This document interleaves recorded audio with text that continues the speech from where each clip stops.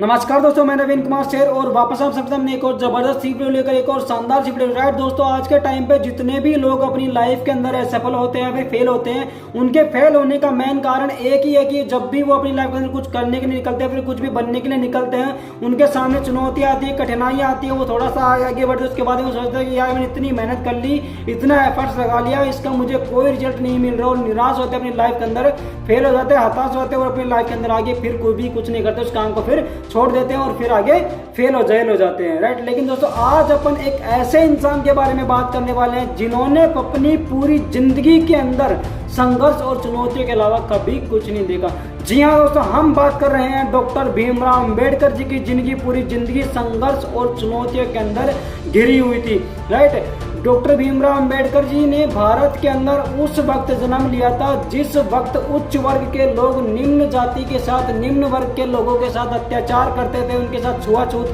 करते थे। राइट, जिस जाति के अंदर डॉक्टर भीमराव अंबेडकर जी ने जन्म लिया उस जाति को लोग नीच जाति के नाम से जानते थे।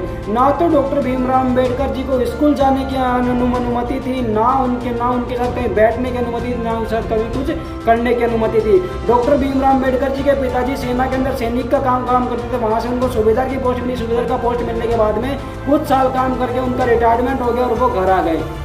उसके बाद में डॉक्टर भीमराव अंबेडकर जी की पढ़ने की बहुत इच्छा थी कि मैं अपनी लाइफ के अंदर पढ़ लिख कर कुछ बनना चाहता हूँ, लेकिन स्कूल के अंदर उनको दाखिला मिलना आसान नहीं था, क्योंकि वहां पे खाली उच्च वर्ग के लोगों के लिए ही स्कूल के अंदर दाखिला मिला जाता था। निम्न वर्ग के लोगों को या फिर नीचे जाति के लोगों को उस टाइम पे स्कूल के अंदर दाखिला नहीं मिलता था। लेकिन सूबेदार होने के कारण उनके पिताजी ने सैनिक के अधिकारी के साथ बात करी और उनका दाखिला करवाया। लेकिन फिर भी अंबेडकर जी को कक्षा के अंदर नहीं बैठाया जाता था। उस टाइम पे नीच जाति के लोगों को कक्षा के बाहर बैठाया जाता था और उनके ऊपर बिल्कुल भी ध्यान नहीं दिया जाता था कि वो पढ़ रहे हैं या नहीं पढ़ रहे। राइट, स्कूल के अंदर उनको पानी पीने तक की भी अनुमति नहीं थी कि तुम घड़े को हाथ लगा के पानी पी सको। जो चपरासी होता था वो दूर से पानी बिखेरता था और उस टाइम पे डॉक्टर भीमराव अंबेडकर जिस पानी को इकट्ठा करके पिया करते थे। जिस दिन चपरासी नहीं आता था उस दिन पूरा दिन बाबा साहेब को प्यासा रहना पड़ता था, और वो कभी स्कूल आते थे, फिर स्कूल से जाते थे तो रास्ते में कुआं पड़ता था, उस कुएं से वो पानी पिया करते थे। लेकिन एक बार उस कुएं के पास के जो ब्राह्मण रहते थे उन्होंने उनको देख लिया और उनको पानी पीते हुए पकड़ लिया और उनकी खूब पिटाई करी उस टाइम पे, और उनको इस बात के ऊपर छोड़ा गया कि आज के बाद कभी कुएं के पास नजर नहीं आएगा। तो इतनी छुआछूत हुआ करती थी उनके साथ में। लेकिन फिर भी भीमराव अंबेडकर जी ने अपनी लाइफ के अंदर संघर्ष किया, वो पढ़ते रहे, कक्षा के बाहर बैठकर वो पढ़ाई करते रहे। राइट, लेकिन दोस्तों उसके बाद में उनकी आगे की पढ़ाई का क्या होना था। क्यों ना मैं बॉम्बे जाकर वहाँ पे एक अच्छा खासा अपना रोजगार शुरू करता हूँ, एक अच्छी सी नौकरी प्राप्त करता हूँ। लेकिन बॉम्बे जाने के लिए उनके पास पैसे नहीं थे, तो उन्होंने एक प्लान बनाया। उनकी चाची की कमर पे एक बटवा रहता, उन्होंने सोचा कि मैं इस बटवे को चोरी करूंगा और इसमें से जो भी मुझे पैसा मिलेगा उस पैसे से मैं बॉम्बे पहुंचूंगा। उन्होंने 3 रात तक प्रयास किया, 3 रात तक सफल रहे, उस बटवे को चोरी नहीं कर पाए। चौथी रात उन्होंने उस बटवे को चोरी कर लिया। जब उन्होंने बटवा खोल के देखा उसके अंदर उनको हटाने के अलावा कुछ नहीं मिला, तो अपने वो हताश हुए, निराश हुए। उसके बाद में उन्होंने सोचा कि मैं यहीं से पढ़ाई लिखाई करके आगे से मैं ऐसे बुरे काम छोड़ दूंगा और पढ़ाई लिखाई करके एक अच्छा रोजगार प्राप्त करूंगा।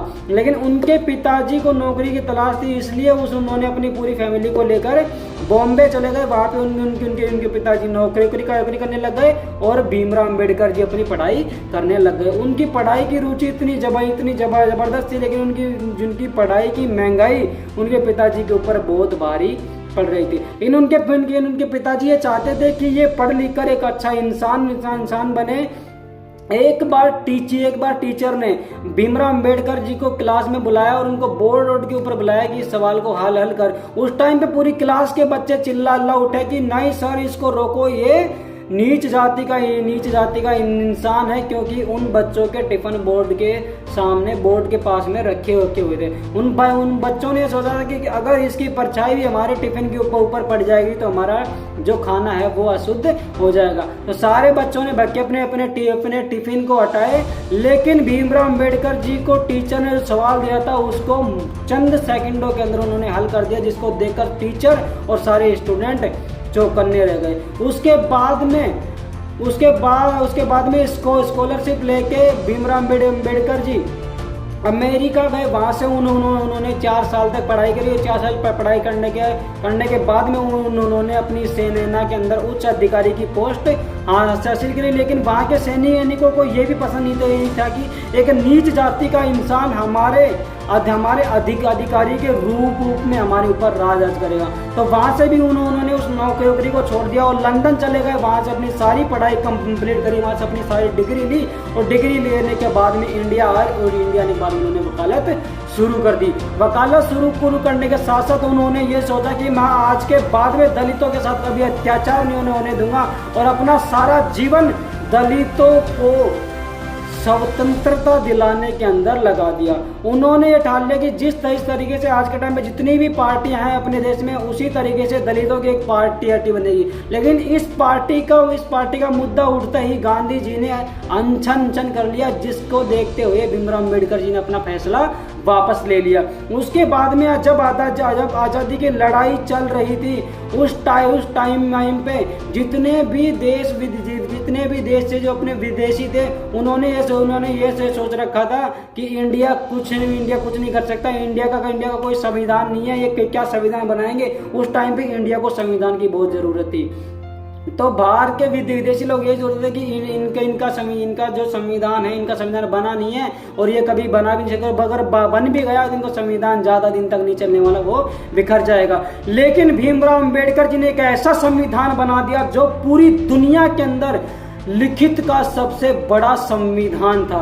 जी हाँ दोस्तों, लिखित का सबसे बड़ा संविधान पूरी दुनिया के अंदर बाबा भीमराव अंबेडकर जी ने बनाया, जिन्होंने अपनी पूरी जिंदगी संघर्ष करी, इतना एफर्ट किया, इतनी मेहनत करी और आज अपन जिस संविधान के ऊपर टिके हुए हैं, उन्होंने दलितों को, उन्होंने नीच जाति के इंसान को ऊपर उठाया, उनको समानता दिलाई, उनको बराबर का हक दिलाया। उसके बाद में डॉक्टर भीमराव अंबेडकर जी ने हिंदू धर्म छोड़कर बौद्ध धर्म को अपनाया और वहाँ से हिंदू धर्म की जाति प्रथा की बहुत ही ज़्यादा निंदा करी। उसके कुछ समय बाद बीमारियों के चलते उनका देहांत हो गया।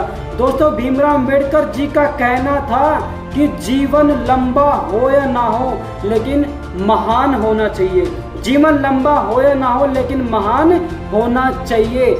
अंबेडकर कानून से नहीं अपने विचारों से महान बने। अंबेडकर अपने कानून से नहीं अपने विचारों से महान बने थे। दोस्तों, अगर आपको वीडियो पसंद आया तो अपने दोस्तों के साथ शेयर करना और चैनल को सब्सक्राइब जरूर करना। जय हिंद दोस्तों।